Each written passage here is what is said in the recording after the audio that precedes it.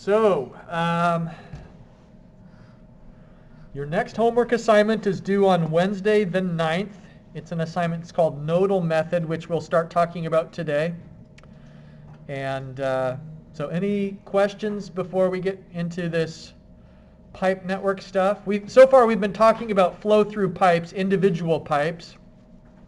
But now we're going to move into pipe networks. And so what that means is, well, I guess we've been talking, 3 reservoirs was more than a single pipe. You know, the 3 pipes came together. So this is extending and building on that. Any questions? Okay. Let's just review by what we mean by fully turbulent flow. So fully turbulent flow means that there's a high Reynolds number, a very high Reynolds number. And so if you look at this Moody diagram, this Moody diagram looks a little bit different than the one I've showed you before. I believe, if I remember correctly, this is the Moody diagram that's provided in the FE reference manual. Maybe this is an older version of it, but in any case, the thing that is the same that we've seen before is there's a region where the curves are flat and another region where they're sloped. So that spot where they're flat, what that's effectively saying is once you get to a certain Reynolds number, if you go any higher, that's not changing the F value at all. So the fully turbulent flow just means that your velocity is high enough that the Reynolds number is in this region where the F value is just determined by the relative roughness. So sometimes we have a lot of unknowns when we begin problem solving. Sometimes we don't know what the flow rate is, and we can't figure it out because we don't know what is the roughness F value. And so if we assume fully turbulent flow, then the Jane equation changes. If we started with the full Jane equation, which is taking into account both the relative roughness and also the flow conditions, so this is pipe characteristics in this first term, K sub S being a reflection of the material, D being a function of the diameter. So pipe characteristics in the first term. The second term is the flow characteristics. So we're just saying fully turbulent, really big velocity, really big Reynolds number. And so therefore, the Jane equation would be a little bit simpler than what we usually say. If we just ignored that Reynolds number because it's so big, a big denominator means it so that this term is relatively insignificant. That's why we can neglect the Reynolds number, as if it's really big and it's in the denominator, then it effectively cancels out this second term. So here's what the Jane equation looks like if we're assuming fully turbulent flow. Even Colebrook becomes easy once you assume fully turbulent flow, because the whole problem with the Colebrook equation before was that the unknown was both on the left and on the right side of the equation. But that's no longer true.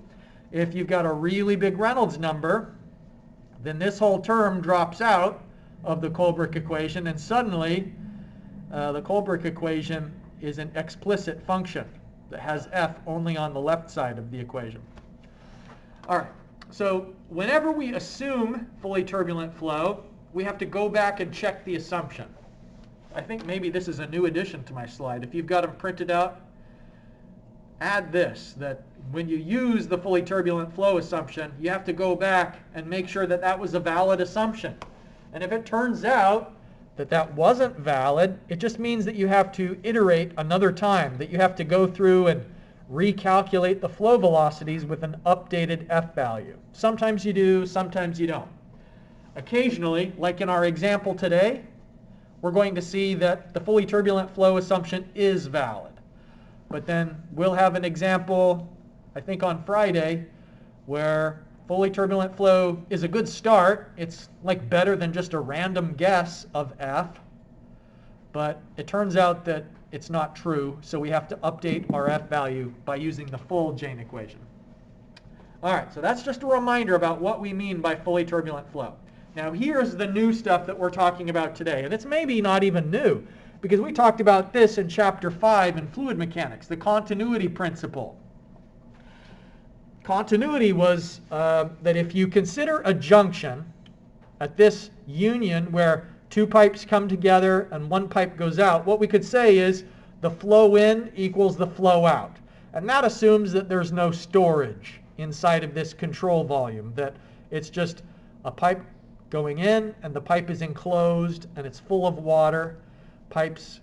A pipe is going out and there's no storage tank at the junction of those three pipes. It's just whatever goes in has to go out. So in other words, in the case of X, Y, and Z, we'd say that the flow rate in pipe Z is the flow rate through pipe X and the flow rate through pipe Y. I mean, this is almost like saying 1 + 1 is 2, right? We know this already.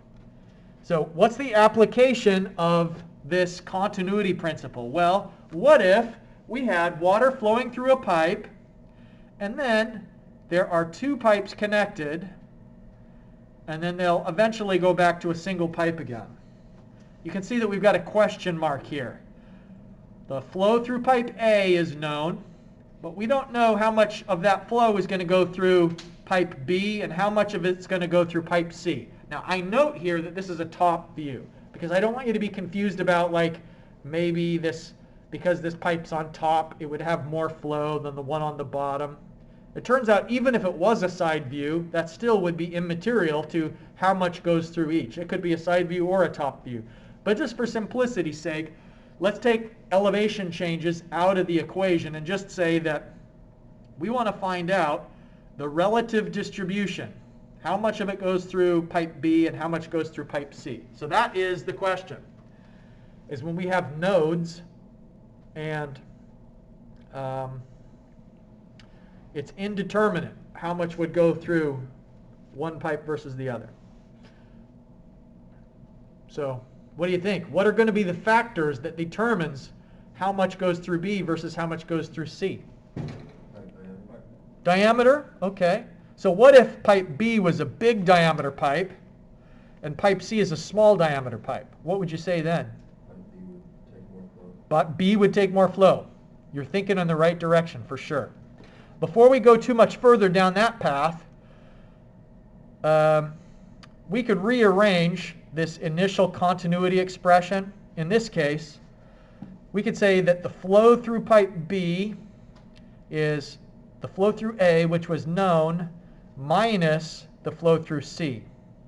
And the reason why we would want to do that is eventually we're going to get to the point where we have two equations and two unknowns. So to solve this nodal method, we're going to use the continuity principle as one of our equations to figure out how much goes through one pipe versus how much goes through the other. So down here at the bottom you can see QC, so the pipe, this unknown pipe flow through C is just going to be however much is going through A minus the amount that goes through B.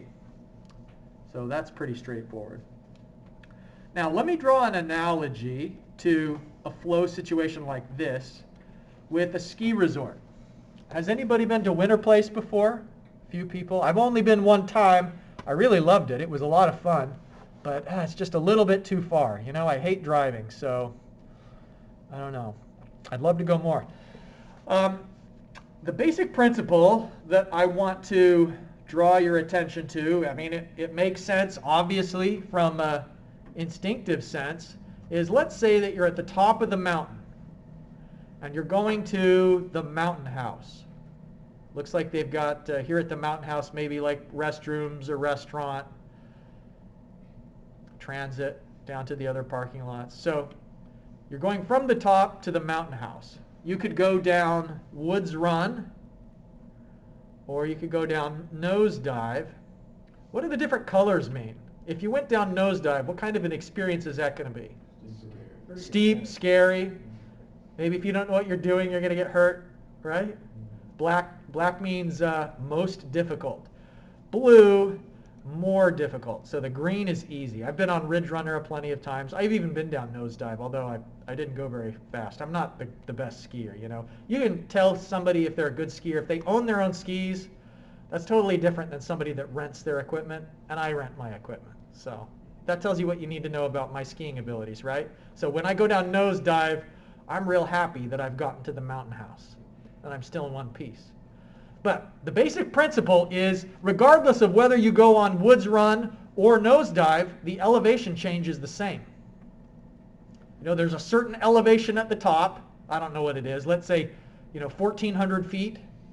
And then the mountain house, maybe it's 1,100 feet. So that delta Z, the 300 feet of elevation change, it doesn't matter if you go down Nosedive or Woods Run, delta Z is the same. But what makes Nosedive a more thrilling run is that the length of the run is shorter. So it's the same delta Z, but a shorter length, and so the slope is steeper. So the reason why Woods Run is slower, like why it's blue and not black, is because it takes a longer time to make that delta Z. Okay, but the basic principle, everybody I think understands that the elevation change is the same, regardless of what route you take. The same is true in a pipe network. The elevation represents here the energy. You've got a certain amount of energy at the top of the mountain and a certain amount of energy at the bottom of the mountain. And the change in energy is the same regardless of whether you went on Woods Run or Nosedive. All right. So from the top to the mountain house, several different paths. Each has different ride characteristics, meaning slow versus fast. But the elevation change is the same regardless of what path you took. Okay, so now how does that apply to a pipe network? It doesn't matter if you go through pipe B or through pipe C, there's going to be the same head loss if you're talking about how much energy there was at this junction versus how much energy there is at the union where they come back together. It doesn't matter from the path, the head loss is the same. So let's go back to this business of comparing the two different pipes. So let's say that they both have the same length. So pipe B and C has the same length, same diameter, and they're made out of the same stuff. Like maybe they're both cast iron. So the flows clearly would be the same. There would be no reason for them to have different flow rates if they're identical. It would simply be QB would be 1/2 of QA if these two pipes were identical, B and C, in every regard. Now, what if they have the same diameter and the same length? Well, what if pipe is more rough? Like maybe it's made out of concrete compared to pipe C is made out of plastic. Then what would you expect in terms of which has more flow and which has less? Pipe C would have more, that's right, because there would be less resistance through pipe C, so relatively more of the flow would go through the smoother pipe. But the head loss between the upstream and the downstream nodes would be the same. There would be an equilibrium that sets up. How much flow goes through each junction is the amount of flow required to make it so that the head loss is the same through each route. Because think of it, it wouldn't work for there to be a different amount of head loss through each pipe. Let's say that there's 10 meters of energy here. Once the pipe comes back together, there has to be the same elevation, the same amount of energy. So going back to this map, it would be impossible to be at a different elevation at the end of Woods Run compared to at the end of Nosedive. I mean, the elevation is the same because the two things meet up at the same location. So in a pipe, since the water is joining back together again, there has to be the same head loss regardless of route. Okay, so let's take this third bullet point here. What if the diameter at C is larger, they have the same length and the same material type? So then, which is going to have more flow? C. We kind of already talked about that one. We already talked about the one that has more diameter is going to have more flow. Now think of it from a head loss terms. Because if it has more diameter, then there's going to be less head loss for a certain velocity. So then how would the system react to that? If you've got a larger conduit, you can get more flow through there for the same amount of head loss. And that's the way to think of it, is you're going to have the same amount of head loss regardless of whether you go through pipe B or pipe C. And so if it's the same amount of head loss but a larger diameter, then that simply means you can have a higher velocity. If the length and the friction was the same, then it would be more velocity. It comes into an equilibrium such that the head loss is the same through each route. All right, this one's more tricky. The diameter of B is bigger, but the length of B is longer, and pipe C is more rough. So now in this case, things are working in opposite directions. Pipe B is bigger would mean, that would suggest more flow is going through B. But if the length of B is longer, that's going to give it more resistance. And so that's kind of the opposite effect of this first diameter one. And then to complicate things even further, pipe C is more rough. So we wouldn't necessarily know just by looking. We'd have to do the calculations there. We'd have to crunch the numbers. So what we know is that the head loss through pipe B is equal to the head loss through pipe C. The friction loss is the same regardless of the route. That's the basic principle. So now we've got two principles. Continuity relationship was the first, and this head loss is the same regardless of route is our second principle that we can use. So in other words, if we substitute in the Darcy-Weisbach equation, we could say that all of these terms for pipe B is equal to all of those terms for pipe C. Any questions so far? Okay.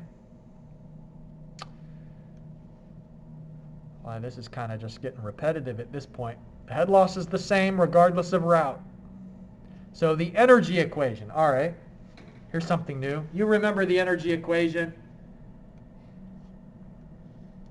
Pressure head, elevation head, and velocity head, plus the amount of head that's added by a pump.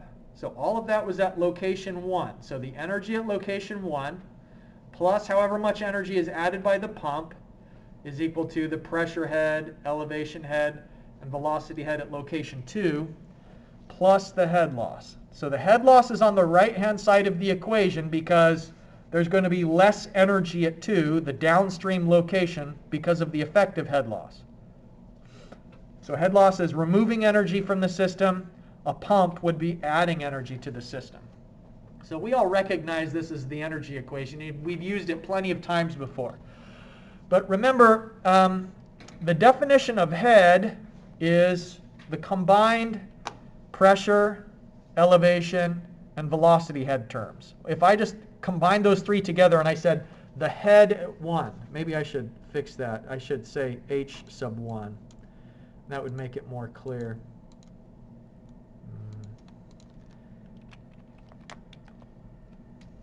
Can I do a subscript?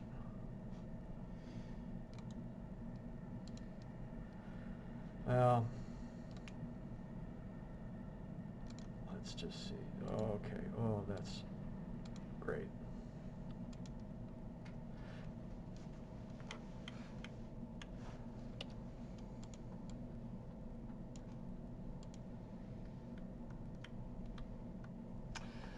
All right, so the reason why I showed you this, to refresh your memory, is the equation I'm about to show you on the next slide is going to look really unfamiliar. It's going to seem kind of crazy. But all it is the energy equation being rearranged with the pressure, elevation, and velocity head kind of collapsed into something that we're calling H head. So here's that crazy looking equation. This is just the energy equation. We've rearranged it to solve for how much head is there at 2. So this is saying the head at 2 is the head at 1 minus the energy losses. So the energy losses come from two different things. There's the friction losses, so that's FLD. And then K values, what are those associated with? Local losses. Very good, that's right, local losses. So it's saying the head at 2 is however much head there is at 1 minus the friction losses, minus the local losses, plus the pump head. Now they've done something a bit strange here. If we go back to our formula for the energy equation, the velocity head is v squared divided by 2g, and in the Darcy-Weisbach equation, h sub f is f L v squared divided by d2g. Okay. So now, here, we don't have v. But what we have instead is q squared divided by 2ga squared. So another way that I could write this, FLV squared divided by 2 d2g, is FLQ squared divided by d2ga squared. So do you see how those two are equivalent? Where we've just, instead of saying v squared, we've got q squared divided by a squared. That's the same. Why would we bother? Well, it's because sometimes it's easier for us to know the flow rate than it is to know the velocity. Certain times we are doing numerical calculations. The flow rate is more straightforward than the velocity. And go ahead. Is it d2ga squared or 2ga squared? It's d2ga squared. Here, are you wondering because here, the d is, so this is the Darcy-Weisbach equation. So the FLD, that's the friction. So this is the q squared divided by 2ga squared, that's just the velocity head term. So yeah, this is right. It is d2ga squared. So the d has just been factored out. When the remember h naught is k times v squared divided by 2g. And so for local losses, it would be k q squared divided by 2g a squared. So maybe that'll make it more plain that if we wanted to combine both the local losses and the friction losses together, here's the velocity head term, and then here is whatever else we have to multiply by the velocity head term to get the friction losses and the local losses. But this isn't, we're still seeing a difference. Q times the absolute value of Q. Did you notice that they didn't actually say Q squared, they say Q times the absolute value of Q. And the reason for that is that later on we're going to use this formula when flows have not only direction, magnitude, but also direction. So sometimes water will be going like in the positive direction through a pipe, what we call positive. Sometimes the flow will be going the negative direction through a pipe. And the advantage of having Q times the absolute value of Q is that you preserve the directionality of the velocity head. Where if we just had Q squared, then if it was a negative flow or a positive flow, you'd have the same velocity head. So that's maybe a little bit of a preview to next week, but I wanted to give you some background explanation on why we're bothering. Like, and here for the h sub p, it's even more strange. Like, why bother have Q divided by the absolute value of Q? I mean, that's basically 1. Q divided by Q is 1. So why bother? It's because by doing that, you can take into account what direction the flow is getting. So don't lose too much sleep yet about this weird looking energy equation. We'll use it a couple of times so that it becomes familiar to you. But I wanted to give you a bit of a preview on what this is and how we use it. So H2 would simply be, by that, what we mean is Z2 plus P2 divided by gamma plus V2 squared divided by 2G. This collectively is H2. So we're basically saying all of the head, location 2, is however much head there is at 1 minus the losses plus how much is added by the pump.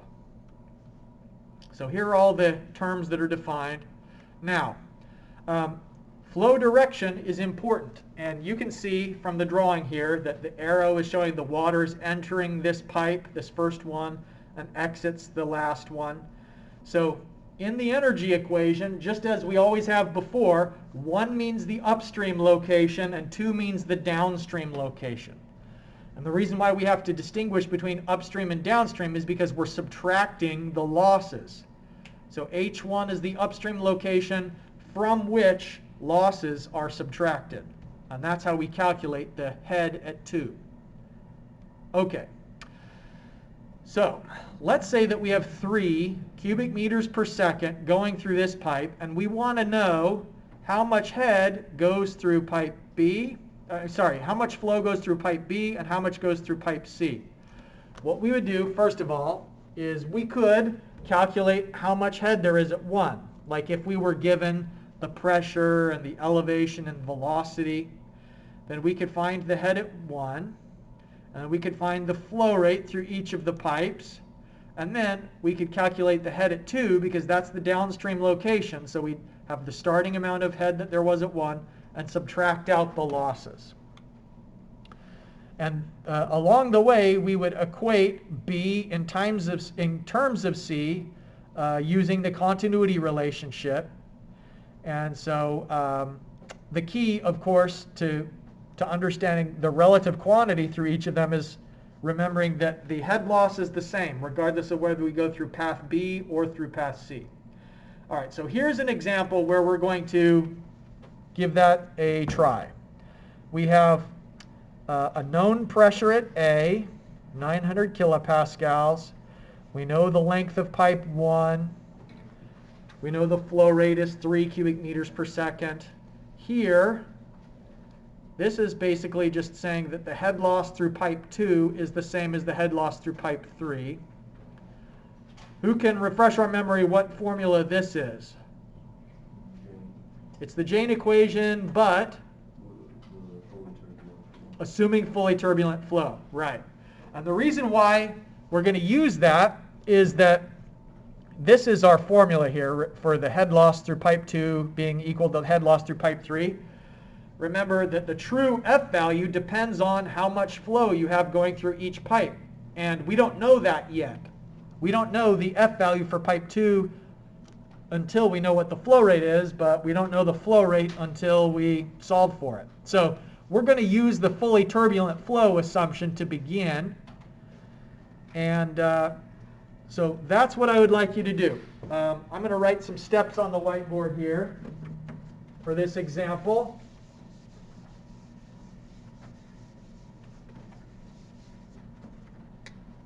Okay, so step 1, find F sub F for pipe 2 and F for pipe 3 using the fully turbulent flow assumption.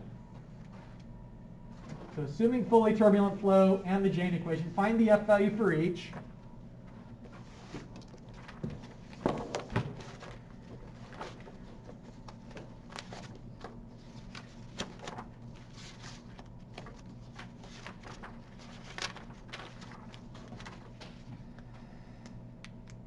And then in step 2, relate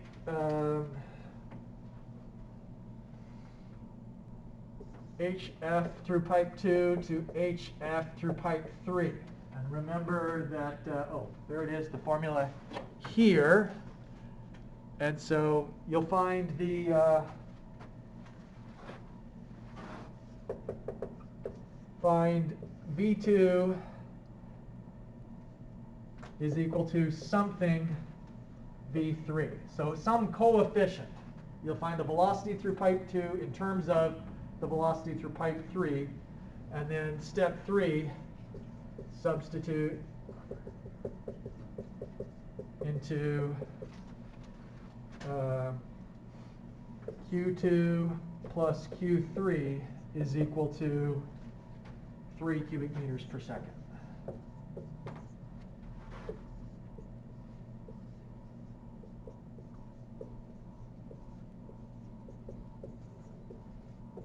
Okay, so there's some steps on the whiteboard there. I'm going to pause. This will probably take us a while to go through.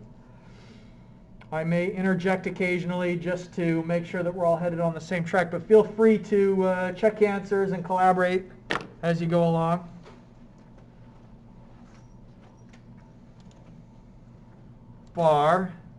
We'll check to see how things look.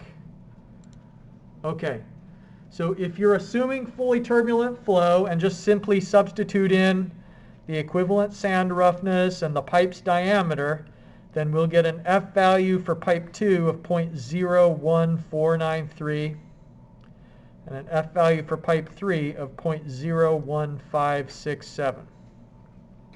All right.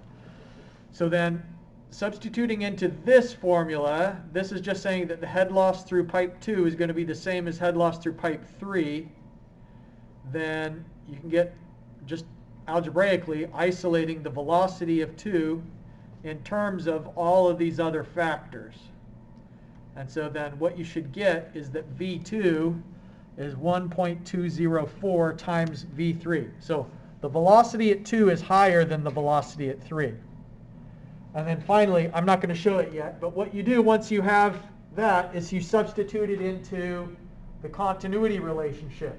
A2V2 plus A3V3 is equal to 3 cubic meters per second. So you'll say V2 is unknown, and V3 is simply, well, I guess we would put V2, we would write 1.204 for that V2. So the substitution is going to be 1.204 V3 there. So you need to calculate the area of pipe 2, the area of pipe 3, and then you're home free to finding out the flow rate through each pipe. And talk about where it leads us. So we find the velocity of 2 in terms of the velocity at 3, and then we make the substitution into continuity. A2V2 plus A3V3 is 3 cubic meters per second. So you can see that what I've done is I've just substituted in, instead of V2, I've written it in terms of V3. And then we have one equation with one unknown in it. And we could solve for V3 is 8.29 meters per second. And therefore, we can get V2 is 9.98 meters per second. And from that, we can determine the flow rates. 1.042 cubic meters per second through pipe 3. 1.956 through pipe 2. We're not quite done yet, though, because we started off by using the fully turbulent flow assumption. So we need to check that assumption to make sure whether it's valid. And if it's not, we would need a new F value using the full Jane equation, and then we would need to recalculate this step. This step where we found V2 in terms of V3. If we had a different F value, then we'd have a slightly different ratio of V2 and V3. So let's check the fully turbulent flow assumption. Before I move on to that, any questions about the calculations that are up on the screen right now? Okay, so checking the validity of fully turbulent flow, we would calculate a new Reynolds number. Well, not new. We're calculating the Reynolds number for the first time for pipe 2 and pipe 3, and then checking to see what is the F value according to the full version of the Jane equation. And what you'll notice is that those new F values are pretty close to what they were with the fully turbulent assumption. They're within 1%. The F values haven't changed much, and so we're going to call it good. We're going to say if the F value is 1% difference, then there's no sense in reiterating another time. So the fully turbulent flow assumption is valid, and these are indeed the flow rates that would occur for that pipe network. Okay, so now, once we know the flow rate through each of the pipes, if we knew the pressure at A, we could find out how much pressure there is at B using this equation, because the head downstream is going to be the head upstream minus the losses. And then we could find the head at location C.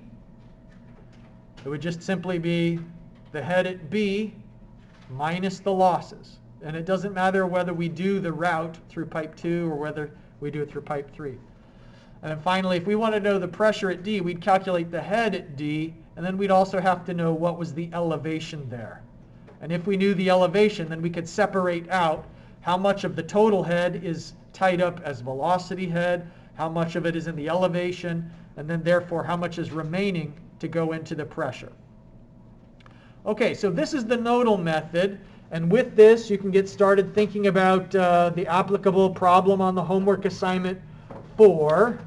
Just to refresh your memory, you've got a week for that one. That next homework assignment 4 is due on Wednesday of next week. So that's it for today. Hopefully we will be meeting in person for Friday, but we'll just see what the ice storm does. Take care, everybody. Dr. Wade. Yep.